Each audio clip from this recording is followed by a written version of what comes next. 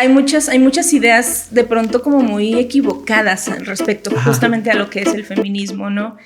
Obviamente estar a favor de los derechos de las personas en general, pues nos hace derecho humanistas, ¿no?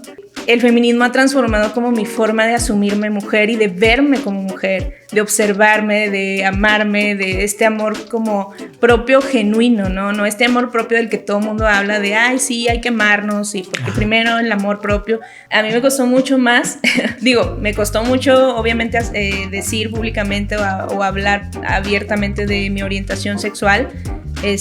Fue de las cosas más complicadas en toda mi vida. Pero también cuando me asumo feminista también fue muy difícil. Y yo siempre digo que tuve que salir de otro closet, ¿no? Del doble closet. Esta poca libertad a veces de ser nosotras, nosotros mismos, nosotres mismos en espacios laborales.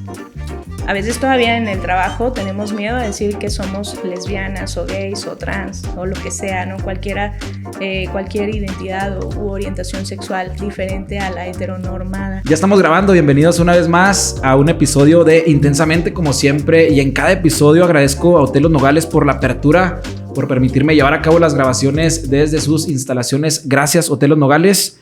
Agradezco a todas las personas que han seguido este proyecto para seguir creciendo. Ya a la altura en que salga este episodio estaríamos muy cerca de llegar al año en que se lanzó este proyecto, así que muchas gracias. Vamos a seguir creciendo gracias a todas las personas que lo han apoyado. Vamos directamente a presentar en este caso a la invitada de este episodio, y como siempre agradezco a todos los invitados.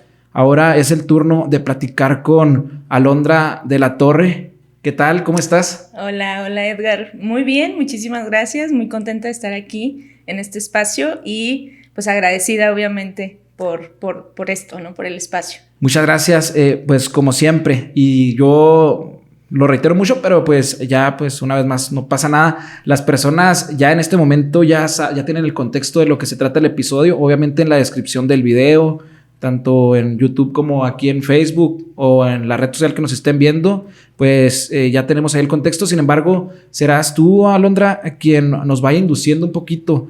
Tú eres, si nos puedes platicar un poquito de ti en cuanto a tu preparación y en cuanto también a las actividades que desempeñas o a lo que has defendido, a lo que te has involucrado, y a partir de ahí estoy seguro que vamos a tener una plática muy interesante. Tanto aquí que estamos únicamente tú y yo obviamente llevando a cabo la grabación, pero también para que pues quienes nos ven y nos escuchan puedan disfrutarlo. ¿Cómo nos introducirías a quién es Alondra de la Torre y sobre todo enfocado en lo que haces, en tu preparación y en lo que tú pues en lo que estás involucrada? Claro que sí, Edgar. Pues primero agradecerte nuevamente por el espacio, porque luego estos temas que vamos a abordar el día de hoy a veces no tienen muchos espacios precisamente, no hay mucha apertura a tocar estos temas como de manera tan abierta, sobre todo como en el norte de nuestro país y específicamente en Chihuahua. Creo que todavía hay ciertos tabús, ¿no?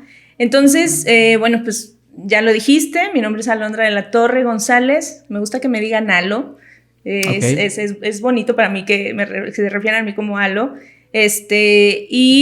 Soy psicóloga, especialista en género. Hago activismo desde hace un tiempo, defensora de los derechos humanos de las personas LGBTI+, y de las mujeres y las niñas. Soy feminista desde hace pocos años, pero ya bien definida. Y pues básicamente eso es un poquito de lo que soy, Edgar. Así es. Muy bien, adelante, perdón. No. Ok, perdón.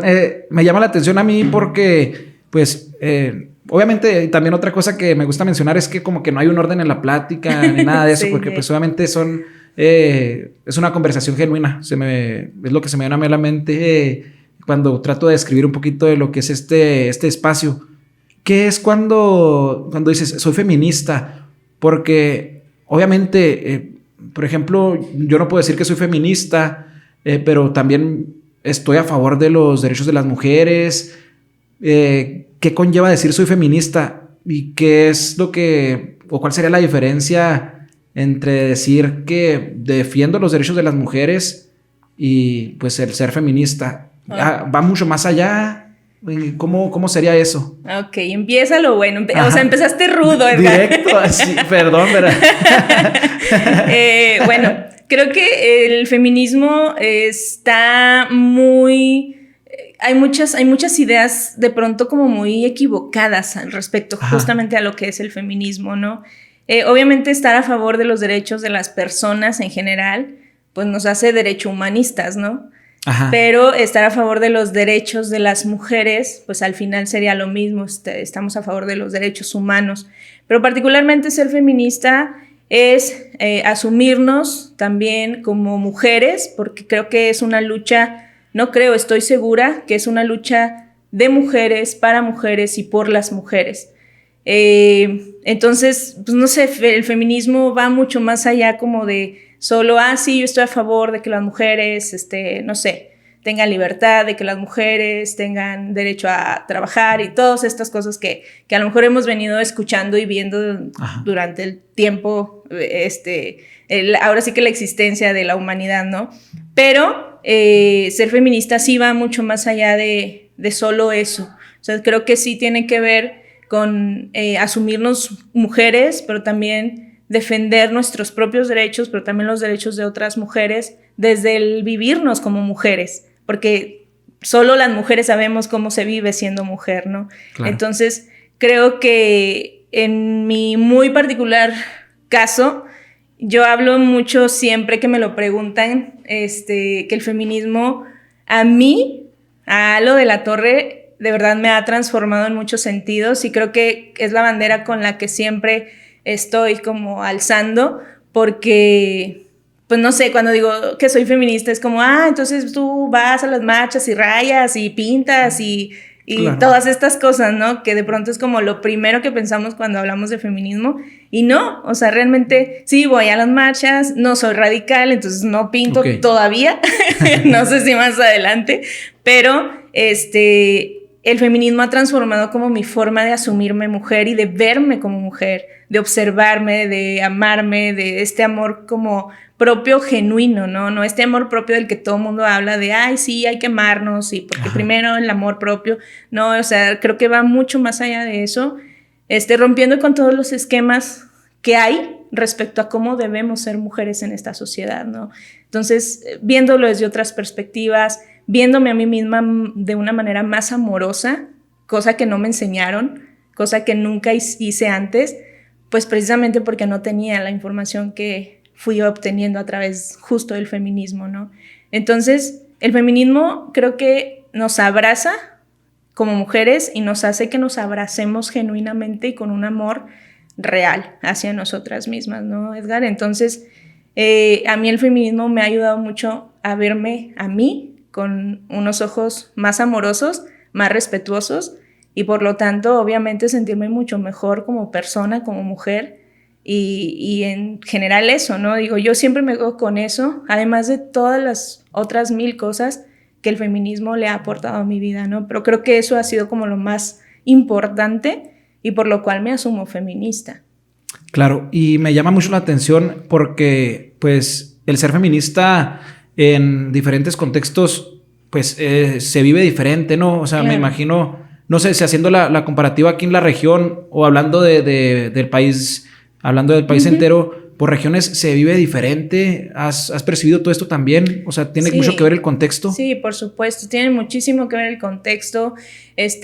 Muchas veces hablamos, desde el privilegio, ¿no? No es lo mismo ser una mujer blanca, clase media, que vive en una ciudad, ¿no? A ser una mujer indígena que vive, no sé, en una zona serrana, ¿no? Entonces sí, la realidad es que todas vivimos realidades distintas, contextos diferentes y también el feminismo se vive de manera diferente. De hecho ya es como feminismos, ¿no? Ya no es un solo feminismo, ya hay varias, como varios tipos de feminismo, ¿no? Porque justamente vivimos contextos distintos en todas las mujeres, ¿no? Del mundo, de México, del estado, de todo. Y en el caso, pues también, justamente, no sé si terminar con esa idea o tratar de ir concientizando más a la población en general de que no todo el feminismo, como decías ahorita, no todo es radical. Exacto. No, o sea, no es llevarlo al extremo en cuestiones de las marchas, de las manifestaciones y todo esto. No todo va por lo radical, ¿no? No. O sea, como que se nos viene, es la imagen que se nos viene, pero pues definitivamente no es así. Exactamente, qué bueno que lo dices, de verdad, porque es eso, o sea, cuando escuchamos feminismo es como, ay, las locas histéricas que rayan y pintan, ¿no? Porque creo que pues al final de cuentas es lo que nos muestra, ¿no? En los medios de comunicación, la televisión, no sé, redes sociales, pero justamente creo que es esta resistencia de la sociedad, Edgar, pues a estos temas, a aperturarnos, a abrir como la mente, a informarnos también, porque creo que la información nos da mucho poder y la información nos da muchas herramientas para poder tener un criterio distinto o perspectivas distintas respecto a cualquier tema, ¿no? En este caso el feminismo. Entonces creo que la falta de información también, o cuando nos quedamos como en este acotamiento tan chiquito, pues hasta ahí llegamos, ¿no? Y no, es eso y ya. Pues no, o sea, creo que esa es una pequeñita parte de lo que es el feminismo. Eso es algo así como mínimo, ¿no? Ajá. Y claro, existen las compañeras feministas radicales que sí tienen, pues la palabra lo dice, ¿no? Son radicales, son fuertes, son aguerridas y hay como mucha furia. Si lo vemos cuando cada marcha del 8M, pues vemos mucha furia, vemos mucho hartazgo. Pero justo yo siempre he pensado que son mujeres que viven o han vivido situaciones mucho más adversas que la mía. Y a lo mejor por eso yo no soy una feminista radical. Te decía ahorita todavía. No sé si más adelante lo vaya a hacer. Pero respeto mucho la lucha de estas compañeras. Respeto mucho los motivos también que tienen la mayoría de ellas para hacer como este tipo de manifestaciones que al final son eso, manifestaciones, es una forma de demandar, es una forma de exigir que se garanticen los derechos de las mujeres, de las víctimas de feminicidio, de violaciones, de abusos en general, ¿no? Entonces, todas tenemos una lucha, desde el feminismo que queramos y que decidamos vivir, pero al final la lucha pues es por todas y para todas, ¿no?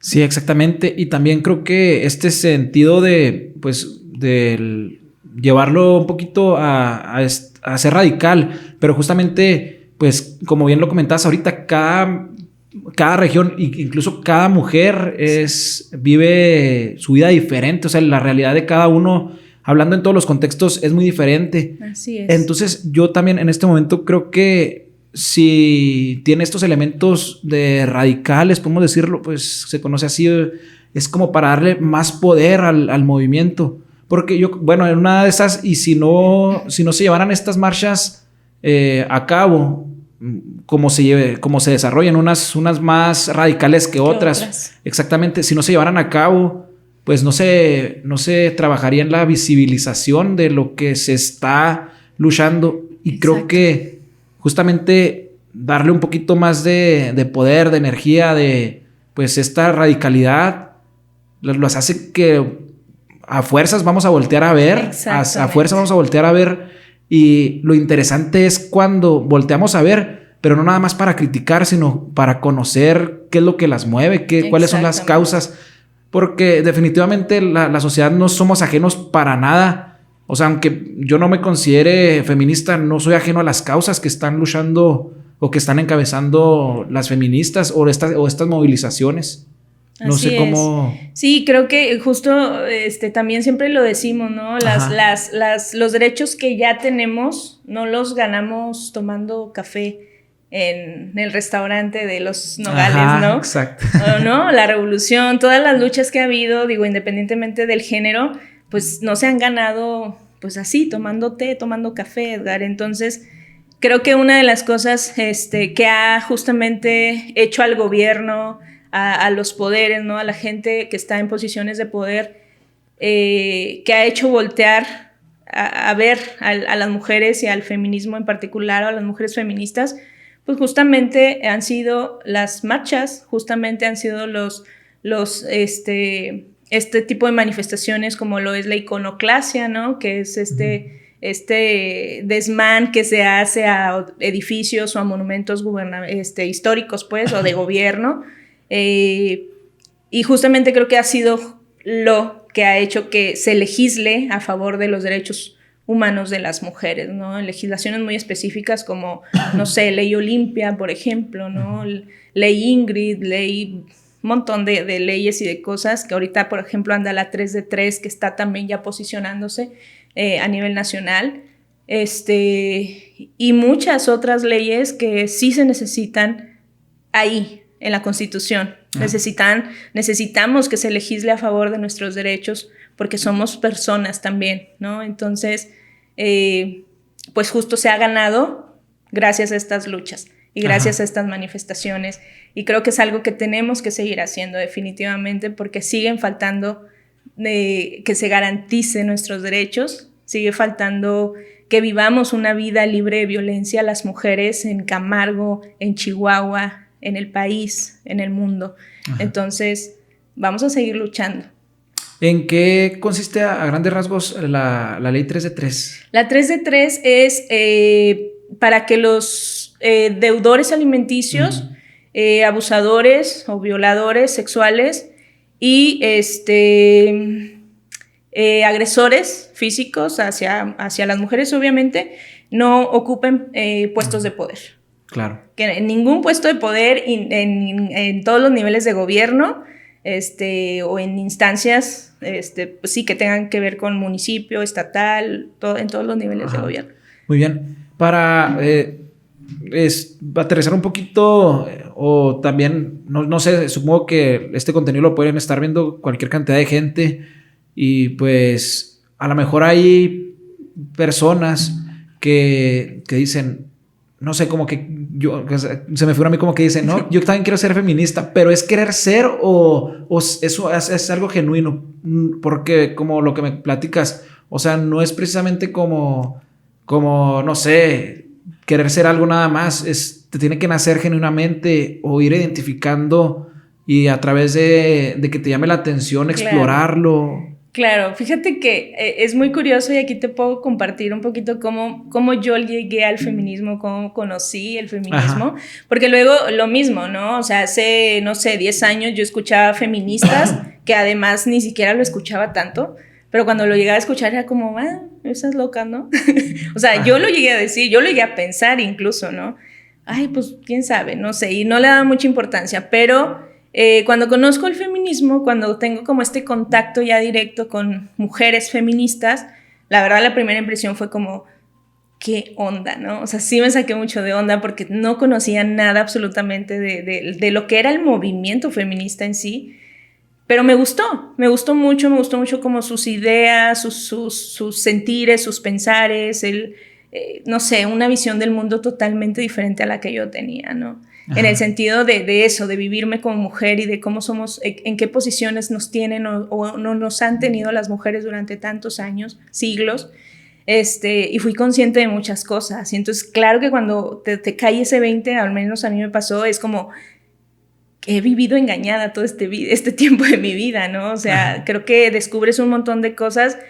Y bueno, fui obviamente investigando, me fui como empapando más de información, de cosas, en general información. Entonces, hasta que llegué obviamente a la conclusión genuinamente de soy feminista. Y a lo mejor siempre lo fui, y eso creo que, no sé si responde a tu pregunta, pero a lo mejor hay mujeres que son feministas, pero no se asumen feministas, que no se han dado cuenta que lo son, ¿no? Pero creo que es algo genuino, creo que es algo que llega y obviamente ya cuando te identificas como tal o cuando realmente, te digo, eres consciente de, híjole, sí es cierto, las mujeres hemos estado siempre en una posición pues diferente a la de los hombres, ¿no? Claro. Creo que hemos estado en una posición de segunda categoría durante muchos años de la vida, y cuando te cae el 20 dices, híjole, ¿por qué? ¿No? Como, claro. ¿Por qué nos han posicionado ahí siempre? ¿Por qué nos han puesto ahí? ¿O por qué nos han dicho en dónde tenemos que estar siempre? Entonces, pues bueno, creo que es algo que se da de manera natural y pues que también tienes que irlo descubriendo, ¿no? Y descubriendo me refiero a escarbarle más, buscarle más. Y duele, porque sí duele, o sea, sí llega un punto en que dices, híjole, tantos fregazos y duele, pero creo que es parte del proceso también, ¿no? Y desde la psicología, ¿cómo se puede pues analizar este fenómeno? No sé si una psicología colectiva o obviamente también volvemos a lo mismo, que cada individuo es muy diferente, pero ¿cómo se analiza esto? O sea, me refiero a como fenómeno social, no sé si entre un poquito ahí desde la psicología, ¿cómo se vive? O se analiza, perdón, sería más bien la palabra.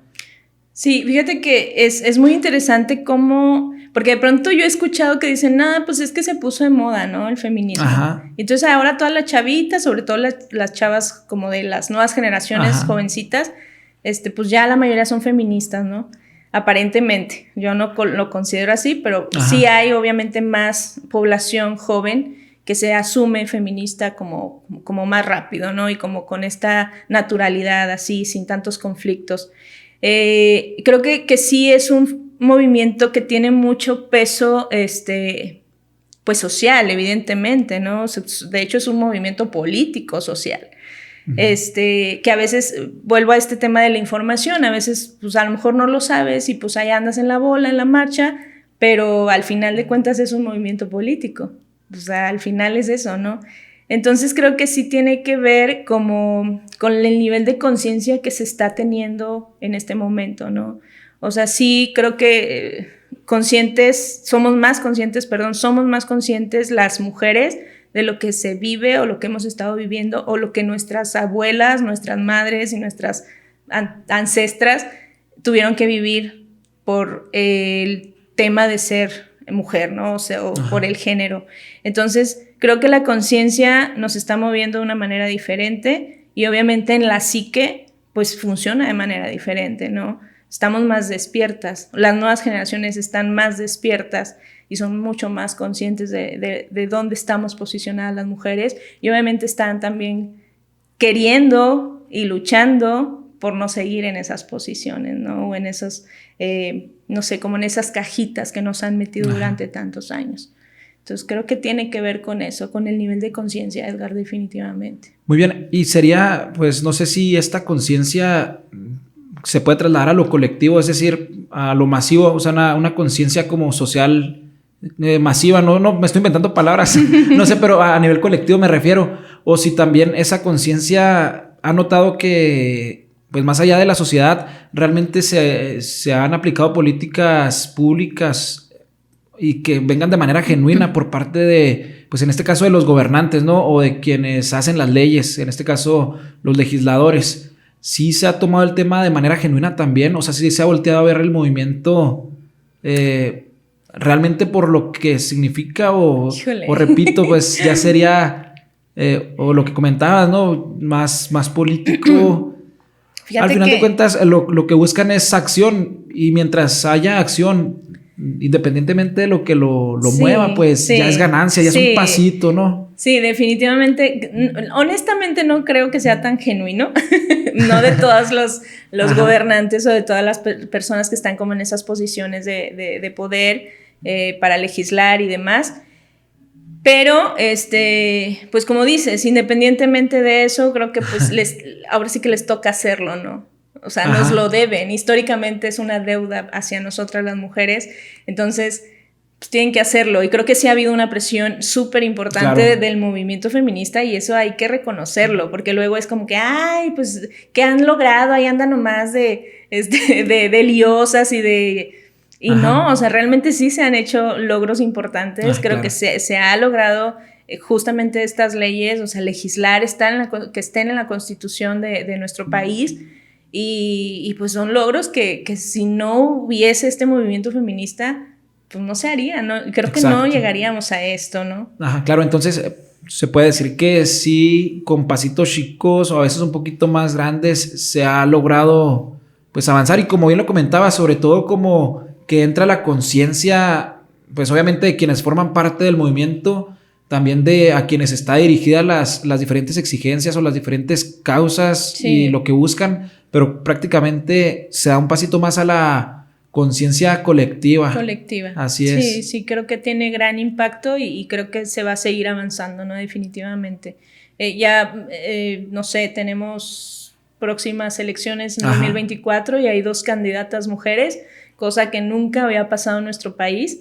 Entonces creo que, no voy a hablar mucho al respecto, pero ya tener 2 mujeres como probables candidatas para una presidencia de la República, pues creo que también es un indicador de que vamos avanzando, ¿no? Así es. Ahora, platicar justamente todo este tipo de fenómenos o movimientos también dentro de nuestro contexto y a nivel mundial, pues ha surgido o ha crecido mucho también el movimiento de luchar por las causas LGBTIQ y más. Uh-huh. También es muy parecido el contexto o hay diferencias muy marcadas. Me refiero en cuanto a los retos de llevar el mensaje y también concientizar o lo que se está demandando por parte del movimiento o de la comunidad LGBTIQ+. Sí hay ciertas similitudes en cuanto, repito, a los retos que representa. Ajá. Fíjate que qué complicada pregunta. Creo que sí hay, o sea, de alguna manera están ligados, porque pues finalmente si lo categorizamos, al final son poblaciones o somos poblaciones vulnerables, ¿no? Por decirlo de una forma políticamente correcto. Pero sí creo que tienen ciertas similitudes en cuanto a las luchas en algunos aspectos. Sin embargo, me parece que todavía es más difícil la lucha feminista. Y te lo voy a compartir, o ¿por qué digo esto, Edgar? Porque al menos a mí, o sea, a título personal, a mí me costó mucho más, me costó mucho obviamente decir públicamente o hablar abiertamente de mi orientación sexual. Fue de las cosas más complicadas en toda mi vida, pero también cuando me asumo feminista también fue muy difícil. Y yo siempre digo que tuve que salir de otro closet, ¿no? Ajá. Del doble closet. Entonces fue muy chistoso porque sí, o sea, realmente yo no pensé que fuera a causar tanto impacto, por ejemplo, en mi familia. Y para mi familia en particular, a lo mejor, yo creo que para mi papá sobre todo, fue como, ¿cómo que eres feminista? ¿No? Así como que, ¿qué? No, te van a golpear o te van a meter a la cárcel, ajá, no sé, o sea, creo que hay muchas ideas, repito, como equivocadas respecto a lo que es el feminismo, ¿no? Entonces, sí creo que hay luchas, que digamos, compartidas un poco del movimiento LGBT y el movimiento feminista. Sin embargo, sí considero que el movimiento feminista tiene retos mucho más duros, mucho más complicados, que el movimiento LGBTI más, ¿no? Ajá. Ese es desde mi perspectiva y desde lo que yo he ido, pues lo que he experimentado, lo que he vivido en ambas luchas, ¿no? Soy activista, desde hace...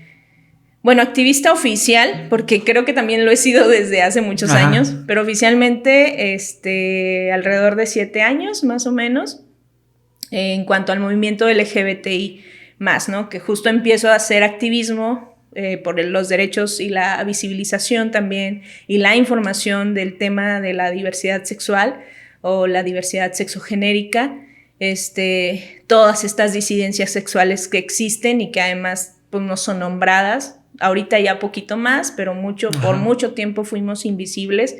Y empiezo justo con ese activismo, que era como mi principal interés. Y aquí en Camargo, que además pues fue difícil porque claro, en aquel tiempo, ahorita creo que sigue siendo complicado, pero ha ido abriéndose un poquito más conforme pasan los años. Pero... pues nos enfrentábamos como a toda una sociedad en la cual pues nunca se había hecho una marcha, por ejemplo, ¿no? Nunca se había hablado en medios de comunicación abiertamente de estos temas y empezamos a hacerlo, ¿no? Entonces fue complicado, pero pues alguien lo tenía que hacer, ¿no? Y en este caso, aquí en Camargo sabemos que fue nuestro querido amigo Alejandro Ortega, que en paz descanse, quien inicia justamente con esta con este movimiento. Él organizaba la primera marcha del orgullo en Camargo. Y después de eso, pues ya agarramos vuelo, ¿no? Ya era como que tenía que salir el primer valiente para empezar a hacer ruido y empezar a hacer cosas a favor de la población LGBTI más en Camargo. Y pues creo que se logró, ¿no? Se ha estado logrando, al menos en ese tiempo que estuvimos trabajando, sí siento que se avanzó. Creo que hubo un poquito más de apertura, creo que hubo también un poquito más de visibilidad. Sin embargo, sí siento que siguen faltando, ¿no? Sigue faltando apertura, sigue faltando incluso dentro de la misma comunidad LGBTI más en Camargo. Sigue habiendo como mucho miedo, no sé, o no sé qué sea, honestamente, pero yo percibo que es cierto miedo o tal vez, no sé, tal vez pena, pudor, no sé qué sea, pero cuesta mucho todavía como salir y levantar la voz y también defender derechos, ¿no? Porque sí se nos siguen negando derechos a la población LGBT, pero las mujeres, pues, más, creo. Sí. Y que en cuestión de, por ejemplo, me viene a la mente ahorita que dijiste que, por ejemplo, la marcha del orgullo y pues en este sentido es justamente eso, ¿no? O sea, volvemos a lo mismo de las manifestaciones, de las movilizaciones, es visibilizar, es decir, aquí estamos. ¿Cómo será? No es una fiesta. Sí. ¿Cómo se toma? Sí, no es como para exhibirnos, ¿no? No es exacto. No quería decir esa palabra. Sí estaba pensando esa palabra, pero... Sí, la digo porque luego hay como este juicio, ¿no? Ese juicio de, exhibicionistas, y entonces ¿para qué? ¿A quién? Pues su vida privada es su vida privada, ¿no? No sé, yo nunca he escuchado a alguien que le diga a alguien heterosexual, oye, pues es que tu vida privada es tu vida privada, ¿no? A alguien heterosexual, pues no. Entonces, pero a nosotros sí nos pueden decir eso, ¿no? Entonces hay como estas ideas falsas, nuevamente, esta falta de información, esta, no sé, distorsión de lo que es una marcha del orgullo LGBTI, ¿no? La marcha del orgullo es básicamente, sí, por un lado, para celebrar los derechos obtenidos, los derechos ganados hasta este momento, pero también para exigir que se garanticen los derechos que todavía no se nos garantizan. Y entonces, a veces, ante esto, yo escucho personas que dicen, pues, es que ¿cuáles derechos, no? Pues ya tienen derechos, igual que cualquier otra persona. Ya tienen derecho, no sé, a casarse, ya lograron el matrimonio igualitario, ya lograron, no sé, el cambio de identidad, por ejemplo, ya lograron la adopción para parejas lesbomaternales u homoparentales. Y las personas creen que esos son los únicos derechos a los que tenemos derecho, a los que debemos tener acceso, ¿no? Las personas LGBTI más. Pero no, hay un montón de cosas que todavía se nos siguen negando. Ahí todavía está, por ejemplo, por darte un ejemplo, esta poca libertad a veces de ser nosotros mismos en espacios laborales. A veces todavía en el trabajo tenemos miedo a decir que somos lesbianas o gays o trans o lo que sea, ¿no? Cualquier identidad u orientación sexual diferente a la heteronormada. Entonces, ese es un derecho que tenemos como personas, porque lo merecemos, porque somos ciudadanos de primera como todos y como todas. Y entonces son estos como derechos, no sé cómo decirlo, Edgar, estas cosas que no se ven, y que las personas creen que las tenemos, ¿no? O como el derecho a formar una familia, a tener hijos o hijas, quienes lo deciden o quienes lo eligen. Porque tenemos derecho a casarnos. Y todavía hay mucha gente que está en contra de que nos casemos. Sin embargo, es un derecho, ¿no? Ya no nos lo pueden negar. Pero entonces todavía falta ok, se casan, pero no tengan hijos porque van a ser igual, ¿no? O no tengan, porque van a crecer traumados. Entonces hay como todas estas ideas que todavía nos restringen, ¿sabes? Que nos dicen, a ver, sí, tú sí te puedes casar, pero no tengas hijos. Pero ¿por qué no voy a tener hijos? Si puedo formar una familia como cualquier persona, sea cual sea su orientación sexual o su identidad de género o expresión, ¿no? Entonces, son esas cosas por las cuales marchamos, para sea, sí visibilizarnos, sí celebrar los derechos ganados, pero sí también seguir exigiendo que se nos respeten, que se nos respete nuestra dignidad humana en todos los espacios que habitamos, laborales, públicos, privados, en todos. Exacto, sí. En este sentido también, pues como bien lo comentas, cosas que no se ven, o sea, están luchando por algo que no se ve o que no se puede palpar. Incluso me atrevo a decir que incluso que no se puede ni legislar, o sea, el hecho de decir que me vean como una persona como todas, Claro. o sea, eso no se puede decir, lo voy a poner en la ley de que me tienen que ver como una persona como todas las demás. O sea, es luchar contra algo que no se percibe, repito, como palpablemente, pero que sí está ahí, o sea, que sí forma parte de una realidad, tanto, pues vamos a manejar otra vez lo mismo a nivel local, se puede ampliar a lo regional, hablando del país, a nivel nacional y a nivel mundial. Sí, Edgar. Fíjate que Chihuahua ocupa el triste y lamentable segundo lugar a nivel nacional en crímenes por LGBTI-fobia. Entonces, ese dato, por ejemplo, pues, obviamente nos da la pauta para decir, a ver, ¿qué está pasando en nuestro estado, no? ¿Qué está pasando en Chihuahua? ¿Por qué nos están matando? ¿Por qué sigue siendo un segundo lugar a nivel nacional en crímenes de odio? ¿No? Entonces es un foquito rojo de alerta de, a ver, algo está sucediendo. O sea, sigue habiendo estas personas que creen que pueden acabar con la vida de una persona, de un ser humano, solo porque tiene una orientación sexual distinta a la que supuestamente o debería de tener, ¿no? O la que tendríamos que tener todas las personas. Entonces, por supuesto que hay estas cosas, como tú dices, que no son tangibles, que no se pueden tocar, que no se ven, pero que lamentablemente seguimos padeciendo, ¿no? Seguimos padeciendo rechazo, seguimos padeciendo discriminación, seguimos padeciendo, no sé, estas barreras en las áreas laborales, que creo que es una de las cosas que más nos pesa, porque dependemos también de un trabajo, ¿no?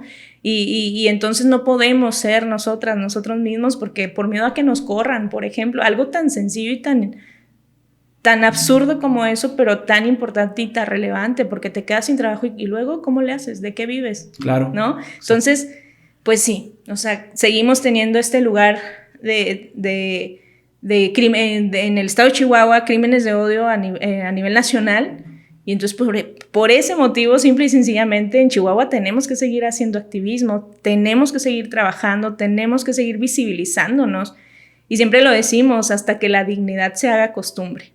Y no solo los derechos que se puedan legislar, como tú decías ahorita, sino estos derechos de dignidad humana, ¿no? Como cualquier otra persona. Entonces, pues bueno, igual a seguir trabajando en ese tema también. Exacto. Y en el tema, por ejemplo, de violencia de género, abarca, pues obviamente, sí está dentro de todo este contexto que me platicas de que son crímenes de odio. ¿Sí aplica ahí lo que es el concepto de violencia de género?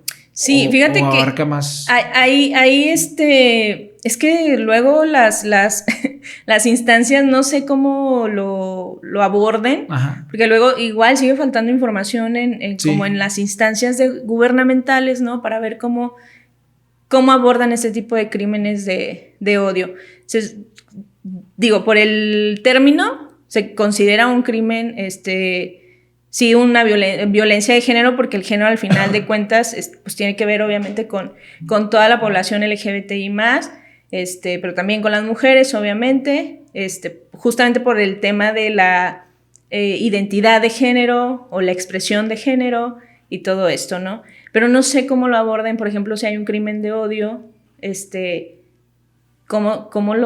no sé qué etiqueta le ponen, ¿no? Ajá. No sé cómo ni siquiera está tipificado en el estado de Chihuahua. No hay no hay en la ley algo que diga, este es un crimen de odio y que se identifique, vaya, como tal. Sí, claro. Entonces, pero en teoría, pues tendría que ser, sí, un violencia de género, ¿no? Pero sí hay luego cierta confusión entre violencia de género y violencia contra la mujer, ¿no? Uh-huh. Entonces al menos yo, desde lo que yo sé y estudié, porque hace poquito, bueno, no, ya hace como 2 años hice una especialidad de género en educación precisamente, y justo sí había o sí vi una diferencia entre violencia de género y violencia contra la mujer, ¿no? O sea, violencia de género sí incluye a la población LGBTI+, por la orientación, perdón, por su expresión de género y las identidades genéricas, ¿no? Uh-huh. En el caso de violencia contra la mujer, pues específicamente es contra la mujer, muy específicamente mujeres, niñas y adolescentes, ¿no? Entonces, en teoría, repito, tendría que ser violencia de género al tratarse de un crimen de odio hacia la población LGBTI+. Digo, obviamente, si es una mujer lesbiana, pues evidentemente sería una violencia contra la mujer, pero además una violencia lesbofóbica probablemente, y bueno, uh-huh, varios factores ahí entrarían, ¿no? Muy bien. Y en el tema de trabajar desde la psicología, también se habla mucho del empoderamiento de la mujer, que es un término que he escuchado mucho, que se trabaja desde las instancias gubernamentales principalmente, uh-huh, precisamente para darles ese espacio y que se les ponga donde deben de estar, o que ellas mismas se crean capaces de hacer lo que quieran hacer y que lo pueden hacer. En el caso también de la comunidad LGBT, ¿se puede trabajar desde la psicología ese empoderamiento o es mucho más difícil precisamente por todo lo que tienen en contra de manera, pues, por parte de la sociedad? Sí, me parece que es mucho más complicado porque además somos... O sea, es el acrónimo, luego ya se hacen bromas, ¿no? De LGBTI+, todo el abecedario, he escuchado, ajá, que hacen como esta burla de... pero es que es real, o sea, somos tantas poblaciones dentro del mismo acrónimo que volvemos a este tema de las realidades, Edgar, y de los privilegios y desde los contextos. Son contextos totalmente diferentes para una mujer lesbiana que para un hombre gay, que para una mujer trans, para un hombre trans, para una persona no binaria, para una persona intersexual. Entonces son realidades totalmente distintas. Entonces creo que eso lo complica, ¿no? Porque al final de cuentas, pues tenemos necesidades diferentes también. Claro. Entonces las demandas son distintas, todo al final es diferente. Entonces me parece que es un poco más complicado. Sin embargo, creo que también el movimiento LGBTI+, en lo posible, pues trata justamente sí como de empoderar, de hacernos sentir orgullosas y orgullosos y orgulloses de quiénes somos, ¿no? Justo por eso la marcha es marcha del orgullo LGBT. Pero sí creo que las necesidades son distintas y también las luchas son distintas. Es distinta la lucha de las mujeres lesbianas a la lucha de los hombres gays. Y aquí entra el género, ajá, ¿no? Claro. Porque obviamente los hombres gays finalmente son hombres. Y entonces sí hay digamos que mayor facilidad para ellos en muchos sentidos, incluso dentro de la población LGBTI+, y tengo que decirlo públicamente, no te creas, pero sí tengo que decirlo que hay esta discriminación a veces hacia la población lésbica, ¿no? Entonces se da al final de cuentas también esta desventaja, ¿no? Esta discriminación dentro de la misma población por razones de género, cosa que no tendría por qué suceder, evidentemente. Exacto. Pero sigue sucediendo. Pero es que también traemos tan adherido, ¿no? Tan profundo esta idea pues del machismo al final, ¿no? Uh-huh. De sentir como los hombres siempre han estado en posiciones de poder, en posiciones, pues sí, eso, públicas, ¿no? Y las mujeres en lo privado, las mujeres en lo allá guardaditas, escondiditas, no hablen mucho, calladita te ves más bonita. Entonces esto se da en todos los espacios, incluso dentro de la población LGBTI+. A mí me gusta llamarle población LGBT, okay, más no comunidad, ajá, porque la comunidad, creo que la palabra lo dice, ¿no? La comunidad es eso, o sea, cuando es comunidad es esta unión, esta unificación, ajá, esta, no sé, solidaridad. Y entonces sí. No existe eso dentro de la población LGBTI+. A lo mejor en pequeños grupos, ajá, claro, pero no en esta masividad en la que hablamos, ¿no? Cuando hablamos de la población o de la comunidad LGBTI, por eso prefiero llamarle población. Ajá. Creo que es más real. Sí, es muy interesante. Sí. Sí, pues, o sea, si se pone uno a analizar bien los términos y las realidades ¿ves? Siempre se da uno cuenta y vas descubriendo. Sí. Y al final de cuentas, cada uno pues va formando su idea de todo, en todos los contextos. Exactamente.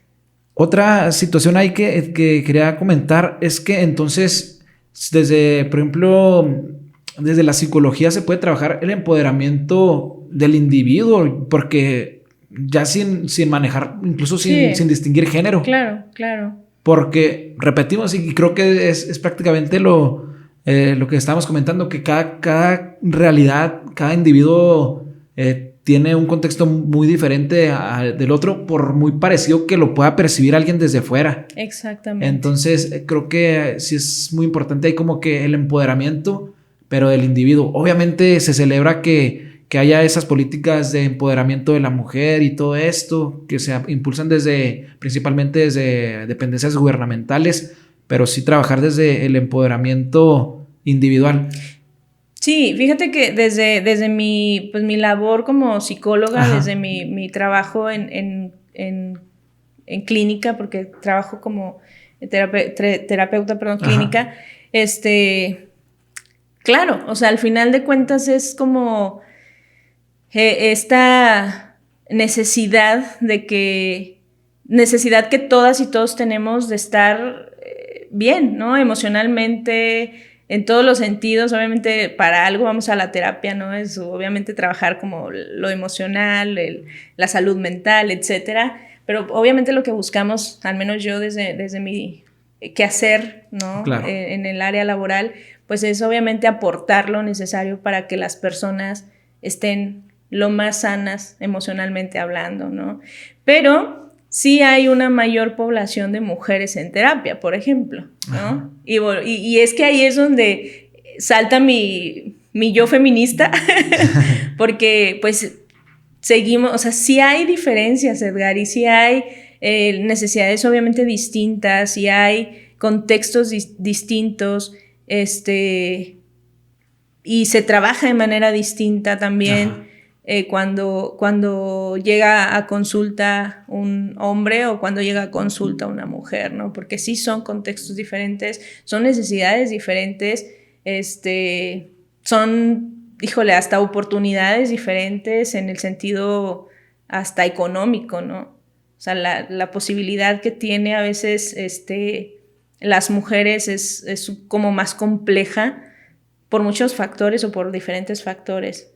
Sin embargo, los hombres difícilmente van a terapia, y eso también tiene que ver, obviamente, con la cuestión de estas, no sé, estas ideas que nos han implantado de, pues es que los hombres son fuertes, ¿no? Los hombres no lloran, claro. Los hombres tienen que poder con todo, ¿no? Entonces, pues en todos lados lo vemos. En todos lados, ¿no? En todos lados vemos como esta diferencia que sí existe y que justamente luchamos para que en algún momento de la vida, pues, deje de haber estas desigualdades, sobre todo el tema de la desigualdad en muchos sentidos, ¿no? Ajá. Pero sí es importante empoderarnos como personas, como seres humanos. Pero sí, particularmente a las mujeres, creo que es un doble empoderamiento. Exacto, sí. Sí, definitivamente, porque pues, siempre hemos estado en ahí, ¿no? Ajá. Guardaditas, calladitas, en donde no nos vean, en donde no nos oigan, y entonces pues hay que darle sí un doble empoderamiento definitivamente a las mujeres. Muy bien, y recientemente me refiero a, no sé, los últimos 3 años, sobre todo la referencia que tenemos de la pandemia y toda esta de la atención de salud mental, me va a salir un poquito, no del tema, pero me interesa mucho lo de la salud mental, porque justamente esto, o sea, como que todavía está por ahí esos tabús que representan una traba importante para la atención psicológica, para trabajar la salud mental. Sí. Como población todavía, se ha crecido o se ha trabajado, así lo percibo yo, para que se concientice que también la salud mental es súper importante atenderla. ¿Sí crees que ha habido por ahí más conciencia a nivel de población, a nivel colectivo, o más visibilización sobre la salud mental y lo que impacta, lo importante que es. Creo que sí, creo que también la pandemia nos hizo ser más conscientes de lo vulnerables que somos, ¿no? Ajá. Y creo que más personas se dieron a la tarea como de atender esa parte que evidentemente es importante, ¿no? Y siempre digo, así como cuidamos del cuerpo, ¿no? Cuando te duele, no sé, el estómago, la cabeza, pues te tomas algo, vas al doctor o haces algo al respecto, ¿no? Entonces creo que también hemos ido aprendiendo como sociedad que debemos de voltear hacia allá, ¿no? Hacia nuestra salud mental, darles atención. Creo que sí ha habido avances, creo que sí ha habido cambios, creo que después de la pandemia, repito, sí hubo un poquito más de conciencia en ese sentido. Sin embargo, todavía hay mucha resistencia, ¿no? O sea, sí creo que todavía hay estas ideas pues como muy arraigadas también y muy retrógradas, diría yo, de ay, no, es que no estoy loco, no estoy loca, entonces no quiero, no necesito ir o luego dicen, ¿para qué voy a ir a contarle mis cosas a alguien que no conozco, ¿no? O sea, estas ideas que creo que son como más de, no sé, de generaciones más atrás, pero que todavía a lo mejor hay personas que siguen teniendo estas mismas ideas, ¿no? Entonces sí hay cierta resistencia, pero sí creo que hay un poquito más de apertura, Edgar. Creo que sí hay un poquito más de apertura. En la consulta se notó un chorro después de la pandemia, se notó muchísimo cómo empezó a haber mucho más interés de las personas en ir a terapia. Entonces, pues creo que sí, pero todavía falta. O sea, sí creo que es algo que tenemos que seguir como, pues lo mismo, ¿no? Hablando de esto, poniéndolo sobre la mesa, hablando justamente de la importancia que tiene cuidar nuestra salud mental, porque además justo hoy en la mañana lo platicaba con mi madre, todas las enfermedades físicas o la mayoría al menos de a veces estas dolencias que tenemos, ¿no? A veces son justamente emocionales, ¿no? Justamente vienen más del alma herida que de otra cosa. Entonces vamos atendiendo la salud mental, definitivamente tenemos que voltear a ver esa parte de nosotros, de nosotras. Otra vez, reanudo con regresamos después de una breve parada técnica, ya para ir cerrando, pues este episodio que realmente, pues siento que se puede profundizar todavía mucho más en los temas y que nos daría para mucho más.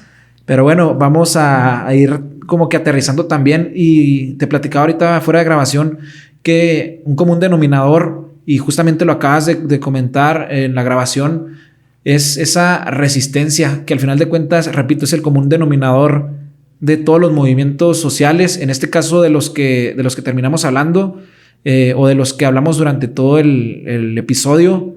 Esa resistencia creo que es el principal reto al final de cuentas. ¿Resistencia a qué? Resistencia pues a las ideas, a las propuestas, a las causas, y también pues ya como que justamente también como personas se nos quiere meter una idea y se está visibilizando este tema de los derechos humanos, de las movilizaciones, y como que aunque lo tengamos aquí no queremos verlo. Es esa resistencia incluso individual que tenemos a no aceptarlo. O sea, claro. Es muy raro ese fenómeno de resistencia, tanto de manera social o a nivel general como individual, que nos resistimos a algo que está ahí, que forma parte de la realidad. Claro. Entonces, claro, Edgar, yo creo que es más cómodo quedarnos en nuestra cajita cuadrada, ¿no? Ajá. Ahí, donde nos dijeron que debíamos de estar, en donde es lo correcto, lo normal, que me choca esa palabra, porque ¿qué es normal en este mundo, no? O ¿quién es normal en esta vida? ¿Cuál es el parámetro para decir? O sea, como, porque es muy subjetivo, ¿quién es el más normal?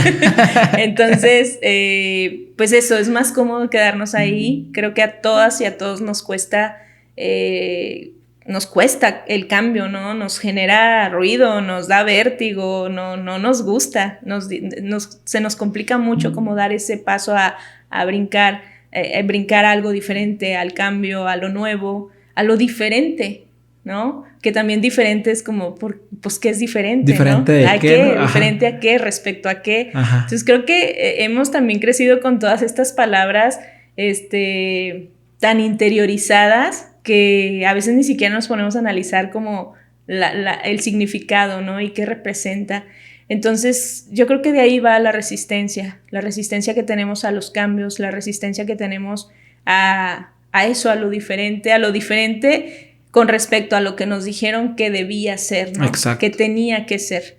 Entonces, vivimos definitivamente en una sociedad heteronormada, basada en eso, en la heteronorma, en donde todo tiene que ser o rosa o azul, o hombre o mujer, o ¿no? Este como binarismo de género, en donde todos y todas tendríamos que entrar.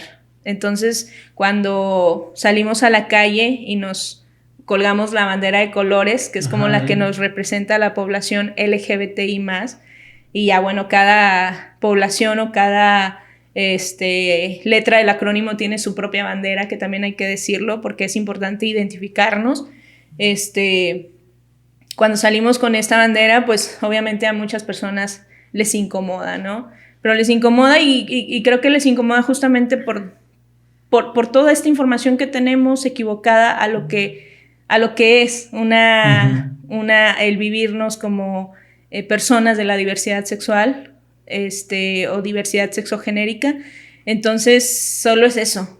Yo siempre lo digo y lo repito constantemente, vamos a abrir nuestro corazón y nuestra mente para poder entender todas estas cosas o todos estos temas de los cuales somos ajenos o ajenas muchas de las veces, porque luego pasa que no lo entiendes hasta que tienes a alguien cerca en la familia, ¿no? Hasta que tienes un hijo, hasta que tienes un primo, un amigo, un hermano, y a veces aún así cuesta. Claro. Si no, pregúntaselo a mi papá y a mi mamá.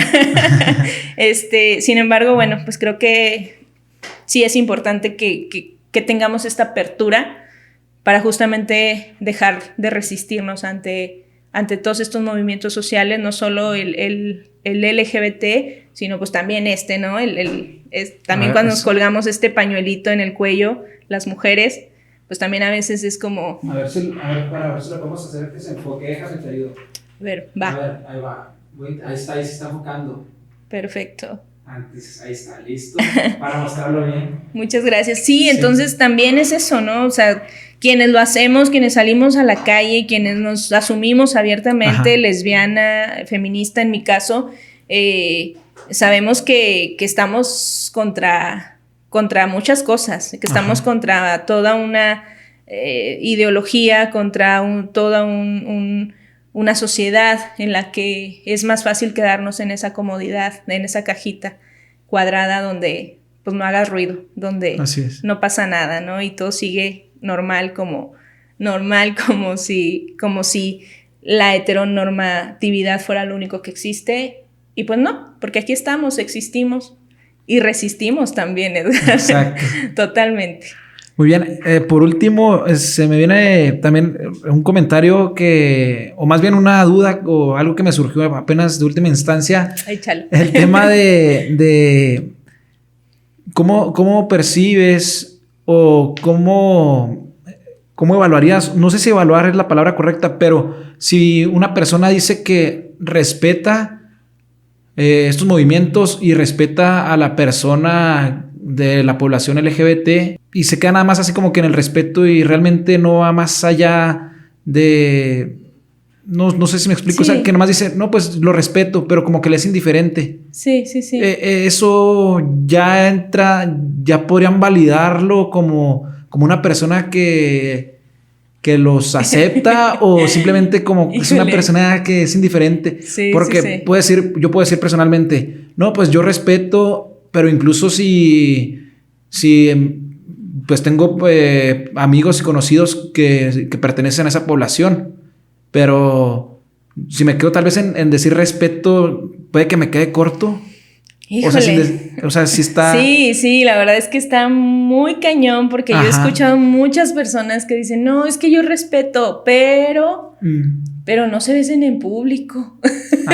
No, o sea, cosas así que dices, pues entonces, o sea, o respetas o no respetas, pues porque, a ver, pues ¿qué representa la palabra respeto entonces, no? ¿O qué idea tienes tú de lo que es el respeto?